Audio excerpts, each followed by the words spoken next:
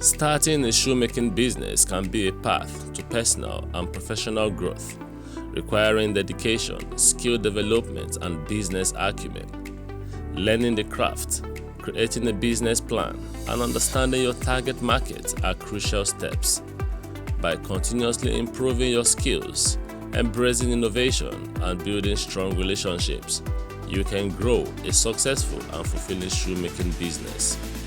These were the words of Noble Joseph Tiang, a graduate of History and African Studies from the Federal University, Bukari, Taraba State. He is also a master's holder from the National State University, Kefi, where he studied history. With these qualifications, one would be curious to know how and why he chose to venture into Nigeria's shoemaking and fashion industry. What led me into shoemaking can be traced as far back as 2018 to 19. While I just finished my NYSC, I was attending a program, a Sunday service actually, at Living Faith Church Goshen, when the man of God, the presiding bishop, Bishop David O. Abiyoye, was ministering. I think in one of the services he said, "Do what you find until you get what you want." That was the key word. And at that time, I was looking for a white collar job. I was going about submitting my CV, trekking all the streets of Abuja, submitting applications. Just to even get a cleaning job as a graduate. Then I said, after receiving that word from the bishop, I came back that night. I was just reflecting on it. Why not find something? Find something and do with your hands. Then a friend of mine, Mr. Benedict Oyenave, who is also into this shoemaking, he has been my personal shoemaker because over the years I love shoes. I love putting on shoes. In fact, at a point I assisted him in marketing his shoes in the school, in university. He was the first person that taught me the concept all about shoemaking. I followed him for 2 weeks. I was watching the way he was making them, following the processes, buying of leather, cutting how he cuts leather, how he draw his patterns and all of that. Then after 2 weeks, I tried to do one for myself, and that was, in fact, after making that particular slippers, so many people were just saying, wow, this is amazing, this is beautiful, Bob made it, right? And I was like, these are people are saying Mr. Bob made this shoe. That means actually I know I've learned this thing. Let me improve myself in the skill. From there I met some other people. I watched videos on YouTube how to make cover shoes, saw some videos and I keep watching and I keep making them. Since that 2019 up to these days, I kept improving. The strategy I would say is firstly, consistency is the key. Our bishop keeps saying, if you are consistent in one thing, you keep doing it over and over, you must experience growth. You understand? Irrespective of the challenges you face, just keep doing what you're doing and trusting in God. You will conquer those challenges. I would say there is no extra or superstitious thing that I did to conquer all the challenges as to what got me where I am today in this field. Trust in God, and I kept doing my thing consistently, and God has kept improving and making us grow. Getting good materials, has been something challenging. All shoemakers in Abuja will agree with me that most times because we buy from these guys that goes to Aba and Lagos to source for materials, and when they bring it here, it's very, very expensive. A pair of shoe of a leather in Aba and Lagos is around 500, 400 naira, but here we buy it as high as 1,000. Government taxes are another challenges we face. Most times you see so many of them coming for tax. You see local government, you see state government, and you see federal government. You have to pay all those taxes. There are also another thing the government has to look into for small businesses that are trying to grow. You understand? The excessive taxes is too much, and it's not encouraging us to grow. We barely get lights that will last for 2 to 3 hours. You understand? Most times we buy food, and you know how much it costs now. So those are also challenges we face in this business. Clients also, most times after producing in high cost, just as I've explained, we mostly buy our products, our materials here in Abuja. Buying in high cost, the production and everything, customers are not willing to pay a tangible amount, you understand, for the shoes. Consistency is the key. Our bishop keeps saying, if you are consistent in one thing, you keep doing it over and over, you must experience growth. You understand? Irrespective of the challenges you face, just keep doing what you are doing and trusting in God. First, my spiritual father, Bishop David O. Abioye. Also look at some businessmen that are doing very well globally. Talk of Tony Elumelu, the CEO of UBA Bank. Talk of Dangote. Those are people I look up to. Just like I said earlier, this brand is not exclusively a shoemaking brand alone. It's all about fashion, anything fashion. And most of these men I just mentioned their name, they are into several businesses. They are able to navigate in different sectors, and that is what I'm actually looking at. If you hear a while ago, I said Mr. Soa, who was the first person that taught me the art of shoemaking, is my mentor. TN Emmanuel Uche, but his brand name is Damanuel, has also been a great assistant to me. He's also a mentor that I look up to in the field. We did so many things together, so many businesses. We call on the government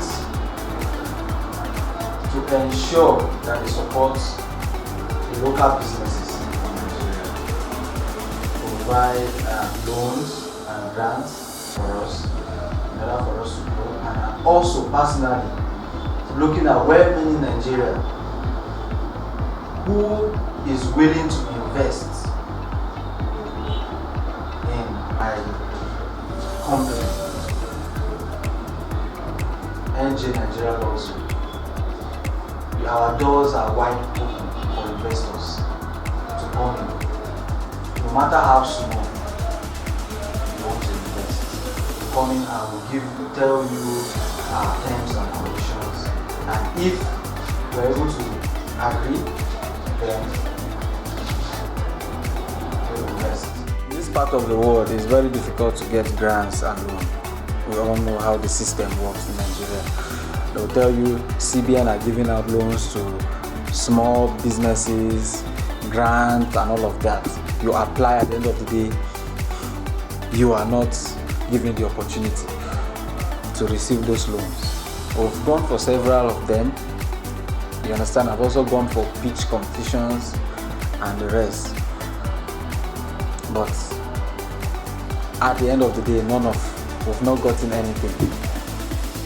So everything you are saying here are all what we've been able to generate from the business and put it back into the business that is giving us this growth that we have today. Another brand which I try to copy is, in fact, I call him my mentor in the shoemaking industry. That Manuel has been so impactful towards my growth in this shoemaking industry. Sometimes when I find something difficult, I call on him and he assists me, he shows me what to do. You understand? In fact, he was the one that showed me how to make cover shoes. He was the one that taught me how to make cover shoes. Business has impacted me so much.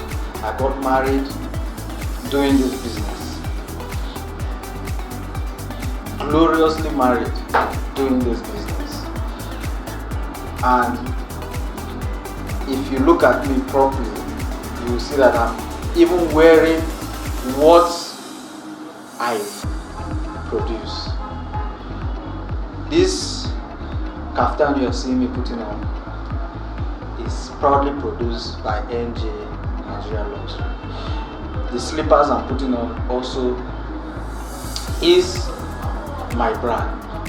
So you see, I don't go to the market to get anything fashion, anything to wear. I produce them myself.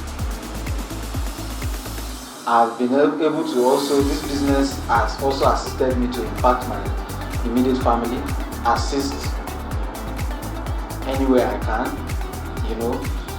I've also put smiles on people's faces, training young people, both male and female, in this skill is a thing to make boast of. Is a thing to really make boast of. So I've never regretted entering into the shoemaking industry or the fashion industry. It has really impacted me, and I've been able to give back also to the society. For us to match the foreign brands, the government need to first invest in the local businesses, the local shoemakers in Nigeria. Most of these things we do with our bare hands. But in all these advanced countries, they have machines for them. Coupling of shoes, for instance, the lacing of these shoes, there is a machine that the purpose of that machine is just to last. But we here in Nigeria, we use our bare hands to last the shoe. And as you can see, this shoe I'm holding is completely, when I mean completely, done with hand, except the stitching, which we use machine. But the rest are all our bare hands we're using it to make it. So if government wants to assist us, they should provide, invest in the local businesses, provide loans to local businesses so that we can get most of these machines. It will also boost our production. It will boost our production because, for instance, using my hands to make this, in a day I can produce 5 to 10 pairs. But when I have machine, it will enhance my production, so I'll produce more. Maybe in a day I can be able to produce 50 and above, or 100 with the strength with the staff strength that I have, and that alone will also boost and give us more profit. So the thing is, for us to match all these foreign shoemakers, we need the government to assist us. We need the government to invest in us. I started alone. After some while, as the demand keep increasing, there was need to add up staffs. I trained some group of young men, and I also employed a manager, had people that work for me. I think we started with about 5, but now 10 staffs, and then students that are learning also we have about 10, which is our strength at 20. In charity, you know, this company is has invested a lot in charity. One of our major aim is to eliminate,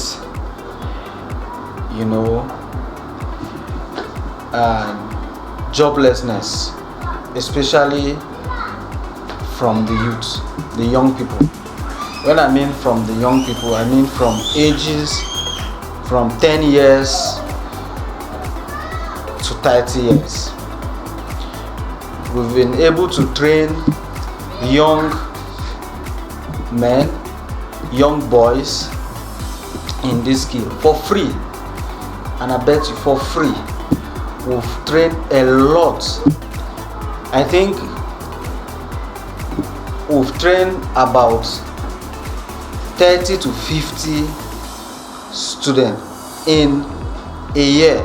I'm not talking about the NYC core members who comes to us for training, and most of them, they are doing very, very well right now. We've also given out free sandals to the less privileged, orphanage homes, you understand, to support them also in their schools and academics. So these are things that we have done as a business.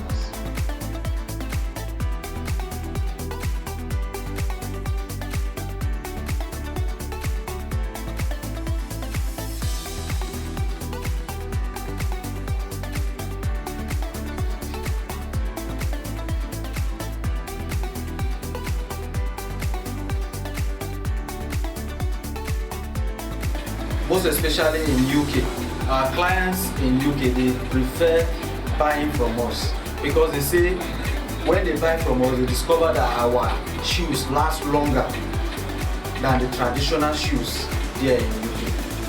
You understand? So most people outside the country, they prefer buying from us locally in Nigeria.